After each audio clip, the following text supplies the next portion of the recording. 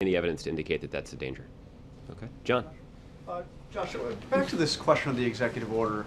I know you guys have said for a long time you're going to do it before the end of the year. You signaled that before the election and all of that. But now that the election has happened, Democrats got trounced pretty much across the board. And we've heard from the Republican leadership now saying in various ways it's poisoning the well, it's playing with matches, it's waving a red flag in front of a bull, it's pouring kerosene on a fire.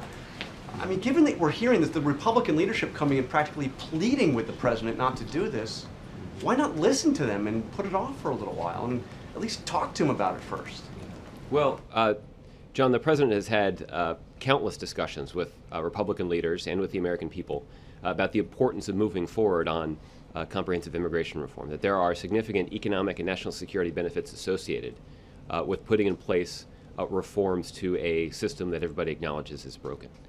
There's been ample opportunity for Republicans to work with Democrats to correct some of those problems in a way that has significant benefits for our economy, that would further reduce the deficit, and that would further strengthen our security at the border. Senate Republicans took up that challenge to their credit, worked with Senate Democrats, passed a piece of legislation through the Senate that represented a common sense offering of reforms.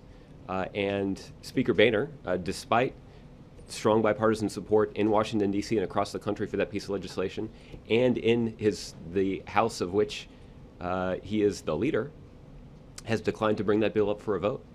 And again, John, the simple question before the White House and before the president himself is the president going to use the authority that he has under the law and under the Constitution to take some steps that be good for the American people? And the simple answer to that question is yes, that's what he's going to do, and he's going to do it before the end of the year. Let me just say one other thing about that.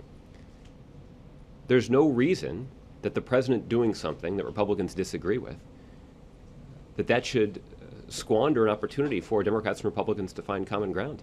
I could stand up here and say Republicans to vote once again for the 50th time to repeal the Affordable Care Act, that's playing with fire or waving a red flag in front of a bull, or I'm not really even sure what that means. Everything you just said about immigration is something you could have said, and in fact did say many times before the election. Yes, there's a virtue in that consistency, isn't there? There is now a new reality in this town, though. Republicans won a big victory. They are now firmly in charge up on Capitol Hill, and they are pleading with you to take a little time to work with them before doing what is a very provocative action here, a very it's only provocative because they consider it to be provocative. Well, but here's the thing, John. Changing the legal status of millions of people without any congressional action is a unprecedented use of executive power in the area of immigration. We'll have an opportunity to evaluate just how unprecedented it is, once the announcement's been made. But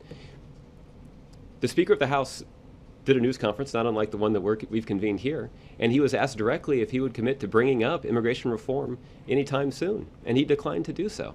So it's hard to take seriously the suggestion that Republicans actually do want to work with the president to pass immigration reform. But again, for the virtue of our consistency, they've been remarkably consistent in obstructing common sense bipartisan efforts to reform our immigration system that everybody acknowledges is broken. So again, the question before the president is he going to do something that is within his authority, that is also in the clear best interest of the American people and our economy?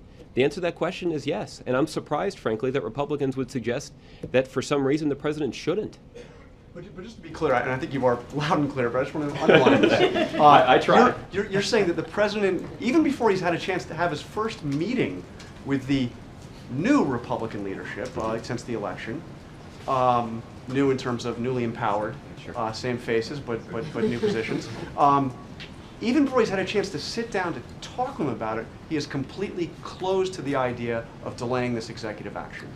Well, not even willing to talk to them about delaying. He's going to sign he's going to take that executive action before the end of the year. But there is Speaker Boehner and the other members of the House Republican leadership will be arriving at the White House today with a trump card up their sleeve.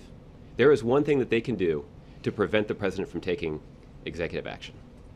The thing that they can do is they can allow that common sense bipartisan bill from the Senate to come to the floor of the House of Representatives. And if the House passes that Senate bill, the president won't take executive action. Maybe the Republic will be saved. Maybe the ego of the House Republicans will not be bruised. certainly the United States of America would benefit significantly from them taking that step.